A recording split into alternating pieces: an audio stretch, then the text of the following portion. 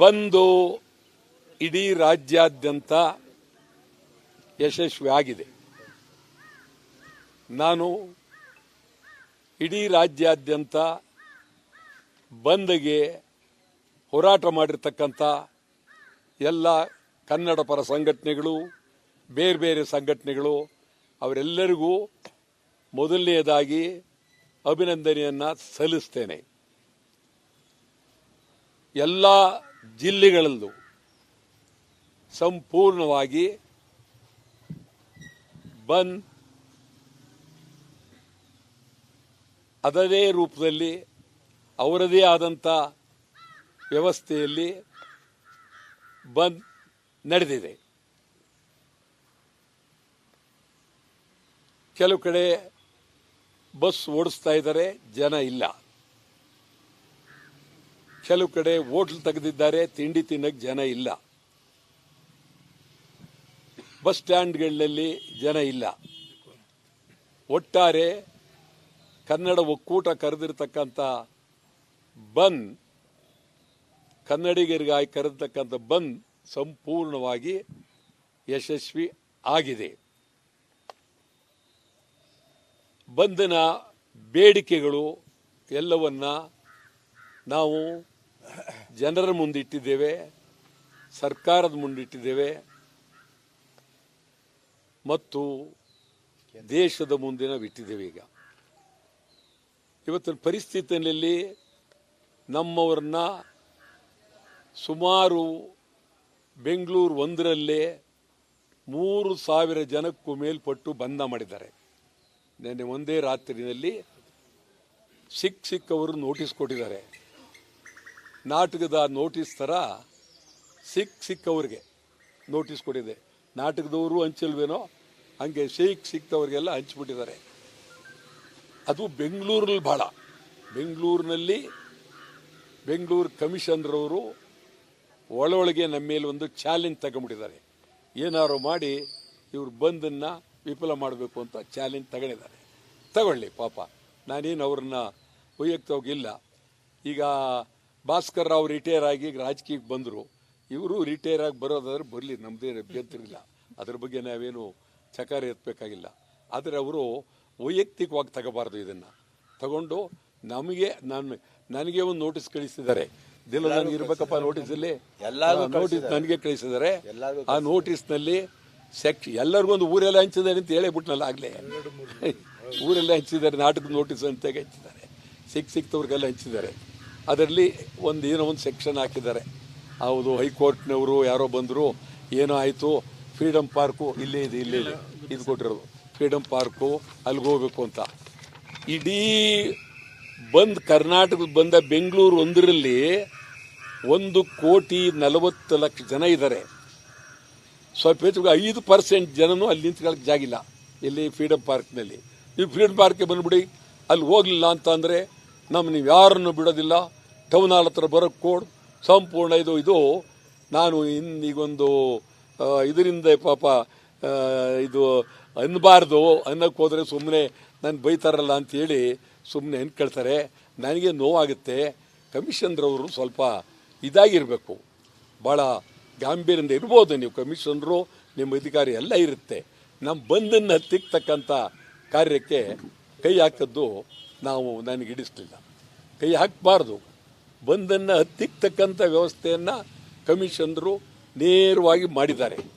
ಮತ್ತು ಸರ್ಕಾರ ನಾನು ಭಾಳ ಗೌರವವಾಗಿ ಮಾಡಿದ್ದೆ. ಏನೆಲ್ಲ ಮಾಡಿದ್ದಾರೆ ಬೆಂಗಳೂರಿನಲ್ಲಿ, ಹೊರಗಡೆ ನನಗೇನು ಅಷ್ಟು ಇಲ್ಲ. ಪಾಪ ಮಾಡಿದ್ದಾರೆ, ಹೋರಾಟ ಮಾಡ್ತಾ ಇದ್ದಾರೆ, ಅವರವ್ರದ್ದೇ ಆದಂಥ ಹೋರಾಟಗಳೆಲ್ಲ ಮಾಡ್ತಾ ಇದ್ದಾರೆ. ಆದರೆ ಇನ್ನೂ ನಮಗೆ ಬಂದು ಒಂದು ಕುಡಿಯೋಕ್ಕೆ ನೀರು ಸಿಗದೇ ರೀತಿ ಆಗ್ತಾ ಇತ್ತು. ನಾವು ಮಾಡಿರುವ ಹೋರಾಟದಲ್ಲಿ, ಮಾತನಾಡಿದಲ್ಲಿ ಮತ್ತು ನೀವು ಮೀಡಿಯಾದವರು ಬೆಂಬಲ ಕೊಟ್ಟಿರೋದು ಎಲ್ಲ ನೋಡಿದಾಗ ಆ ಪರಿಸ್ಥಿತಿ ಇತ್ತು. ಆದರೆ ಇಲ್ಲೊಬ್ಬ ಸ್ವಲ್ಪ ಇದು ಎಲ್ಲೋ ಒಂದು ಸ್ವಲ್ಪ ಗಾಳಿ ಗಿಳಿ ಬೀಸ್ತಾ ಇದೆ. ಆದರೂ ನಮ್ಮ ಹೋರಾಟಕ್ಕೆ ಅದ್ಭುತವಾಗಿ ಯಶಸ್ಸು ಸಿಕ್ಕಿದೆ. ಅದರಲ್ಲಿ ಪ್ರಮುಖವಾದಂಥ ಬೆಂಬಲ ಮಾಧ್ಯಮದವರು. ಅವ್ರನ್ನ ನಾನು ಅತ್ಯಂತ ಗೌರವವಾಗಿ ಅಭಿನಂದಿಸ್ತೇನೆ. ಇದು ನಿರಂತರವಾಗಿ ಇದು ಇಲ್ಲಿಗೆ ನಿಲ್ಲೋದಿಲ್ಲ. ಈ ಬಂದು ಇವತ್ತು ಸರ್ಕಾರಕ್ಕೆ ಎಚ್ಚರಿಕೆ ಕೊಡ್ತಕ್ಕಂಥ ಬಂದನ್ನು ನಾವು ಮಾಡಿದ್ದೇವೆ. ಅನೇಕರು ಪಿತೂರಿ ಮಾಡಿದ್ರು, ಅವ್ರದ್ದೆಲ್ಲ ಈಗ ನಾನು ಹೇಳಬೇಕಾಗಿಲ್ಲ. ಅನೇಕರು ಪಿತೂರಿ ಮಾಡಿದ್ರು, ಈ ಬಂದನ್ನು ಆಗಬಾರ್ದು ಅಂತೇಳಿ ಪಿತೂರಿ ಮಾಡಿದ್ರು. ಆಮೇಲೆ ಅದೆಲ್ಲೋ ಹೊಸ ಪದ ಹುಟ್ಬಿಟ್ಟಿದೆ, ನೈತಿಕತೆ ನೈತಿಕತೆ ಅನ್ನೋದು ಹುಟ್ಬಿಟ್ಟಿದೆ. ಆ ನೈತಿಕತೆ ಅಂದರೆ ಏನು ನಮ್ಗೆ ಅರ್ಥ ಆಗಿಲ್ಲ. ನೈತಿಕತೆ ಬೆಂಬಲ ಅಂದರೆ ಯಾವ ರೀತಿ ನಮಗೆ ಬೆಂಬಲ? ಅವರು ನೈತಿಕತೆ ಅಂದರೆ ಏನು ಅಂತ ಅವರೇ ಹೇಳಬೇಕು. ನೈತಿಕತೆ ಅನ್ನೋರು ನೈತಿಕತೆಯಲ್ಲಿ ಬೆಂಬಲ ಕೊಟ್ಟಿದ್ದೀವಿ. ಯಾರಿಗೆ ಬೇಕು ನಿಮ್ಮ ನೈತಿಕತೆ? ನೀವು ಯಾರಿಗೂ ಬೇಕಾಗಿಲ್ಲ, ನಮಗೆ ಬೇಕಾಗಿಲ್ಲ. ಈ ಹೋಟ್ಲವ್ರಿಗೆ ಬಂದಿರೋಷ್ಟು ದುರಹಂಕಾರ, ಅವರು ಬಂದಿರೋಷ್ಟು ಅವ್ರನ್ನೆಲ್ಲರನ್ನೂ ಫೋನ್ ಮಾಡಿದ್ದಾರೆ. ನಿಮ್ಗೆ ಹೇಳ್ತೀನಿ, ನನಗೆ ಹೇಳ್ತಾರಲ್ಲ ಎಲ್ಲರೂ ಹೋಟ್ಲವರು, ಕೆಲವರು ಹೇಳ್ತಾರೆ ನಮಗೇನಿಲ್ಲ ಮುಚ್ಚಕ್ಕೆ ಹೋಗಬೇಡಿ ಅನ್ನೋದನ್ನ ಇವ್ರು ಹೇಳ್ತಾರೆ ಅಂತ. ಇದು ಏನಾಗಿದೆ ಅಂತಂದರೆ, ಯಾರಿಗೋಸ್ಕರ ನಾವು ಈ ಚಳುವಳಿನ ಮಾಡ್ತಕ್ಕಂಥದ್ದು? ಯಾರಿಗೋಸ್ಕರ ಮಾಡಿದ್ದೀವಿ? ಎಲ್ಲಿ ಮಾಡಿದ್ದೀವಿ? ಇದೆಲ್ಲ ನೋಡಿದಾಗ ನನಗನ್ನಿಸ್ತದೆ, ಏನಿದು ನಾವು ಎಷ್ಟು ಗೌರವವಾಗಿ ಪ್ರಾಮಾಣಿಕವಾಗಿ ಚಳುವಳಿ ರಾಜ್ಯಕ್ಕಾಗಿ ಮಾಡಿದ್ದೇವೆ.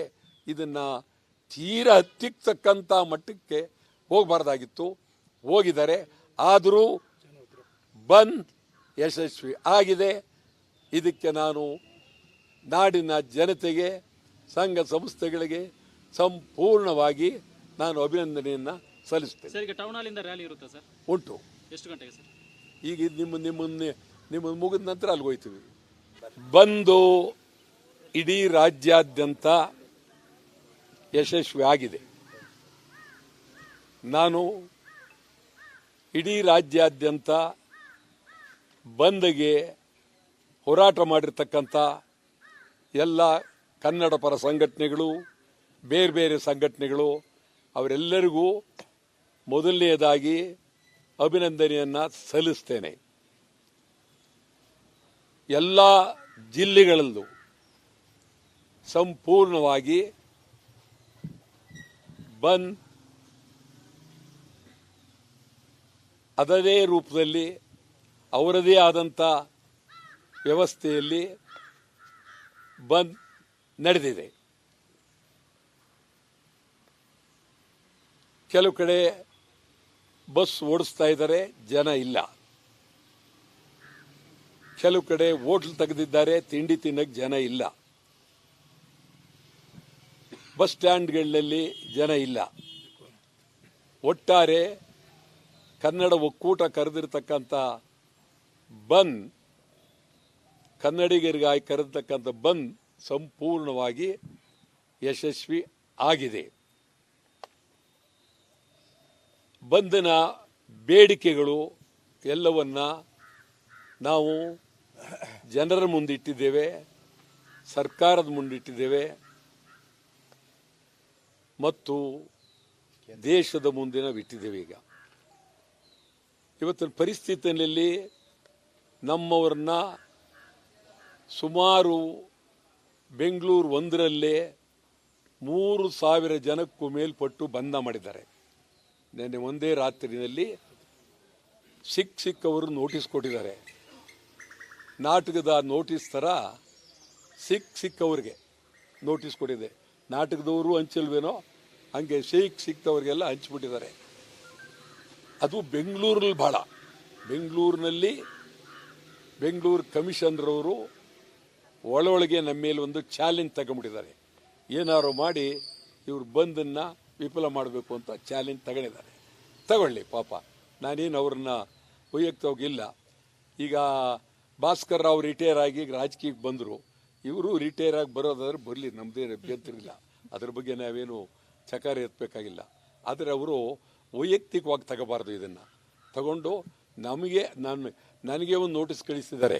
ದಿನ ನನಗೆ ಇರಬೇಕಪ್ಪ ನೋಟಿಸಲ್ಲಿ, ನೋಟಿಸ್ ನನಗೆ ಕಳಿಸಿದ್ದಾರೆ. ಆ ನೋಟಿಸ್ನಲ್ಲಿ ಎಲ್ಲರಿಗೂ ಒಂದು ಊರೆಲ್ಲ ಹಂಚಿದ್ದಾರೆ ಅಂತ ಹೇಳಿಬಿಟ್ನಲ್ಲ ಆಗಲೇ.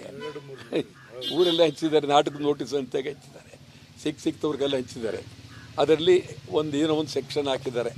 ಹೌದು, ಹೈಕೋರ್ಟ್ನವರು ಯಾರೋ ಬಂದರು, ಏನೋ ಆಯಿತು, ಫ್ರೀಡಮ್ ಪಾರ್ಕು ಇಲ್ಲೇ ಇದೆ ಇದು ಕೊಟ್ಟಿರೋದು. ಫ್ರೀಡಮ್ ಪಾರ್ಕು ಅಲ್ಲಿಗೆ ಹೋಗ್ಬೇಕು ಅಂತ. ಇಡೀ ಬಂದ್ ಕರ್ನಾಟಕದ ಬಂದ ಬೆಂಗಳೂರು ಒಂದರಲ್ಲಿ 1,40,00,000 ಜನ ಇದ್ದಾರೆ. ಸ್ವಲ್ಪ ಹೆಚ್ಚು 5% ಜನನೂ ಅಲ್ಲಿ ನಿಂತ್ಕೊಳ್ಳೋಕೆ ಜಾಗಿಲ್ಲ.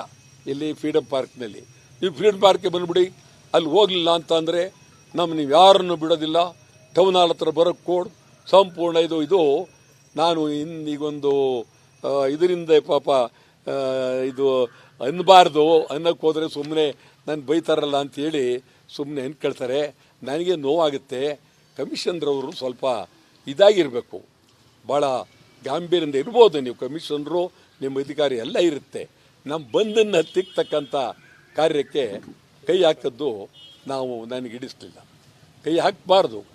ಬಂದನ್ನು ಹತ್ತಿಕ್ಕತಕ್ಕಂಥ ವ್ಯವಸ್ಥೆಯನ್ನು ಕಮಿಷನರು ನೇರವಾಗಿ ಮಾಡಿದ್ದಾರೆ. ಮತ್ತು ಸರ್ಕಾರ ನಾನು ಭಾಳ ಗೌರವವಾಗಿ ಮಾಡಿದ್ದೆ. ಏನೆಲ್ಲ ಮಾಡಿದ್ದಾರೆ ಬೆಂಗಳೂರಿನಲ್ಲಿ, ಹೊರಗಡೆ ನನಗೇನು ಅಷ್ಟು ಇಲ್ಲ. ಪಾಪ ಮಾಡಿದ್ದಾರೆ, ಹೋರಾಟ ಮಾಡ್ತಾ ಇದ್ದಾರೆ, ಅವರವ್ರದ್ದೇ ಆದಂಥ ಹೋರಾಟಗಳೆಲ್ಲ ಮಾಡ್ತಾ ಇದ್ದಾರೆ. ಆದರೆ ಇನ್ನೂ ನಮಗೆ ಬಂದು ಒಂದು ಕುಡಿಯೋಕ್ಕೆ ನೀರು ಸಿಗದೇ ರೀತಿ ಬಂದ್ ಆಗ್ತಾ ಇತ್ತು. ನಾವು ಮಾಡಿರುವ ಹೋರಾಟದಲ್ಲಿ, ಮಾತನಾಡಿದಲ್ಲಿ ಮತ್ತು ನೀವು ಮೀಡಿಯಾದವರು ಬೆಂಬಲ ಕೊಟ್ಟಿರೋದು ಎಲ್ಲ ನೋಡಿದಾಗ ಆ ಪರಿಸ್ಥಿತಿ ಇತ್ತು. ಆದರೆ ಇಲ್ಲೊಪ್ಪ ಸ್ವಲ್ಪ ಇದು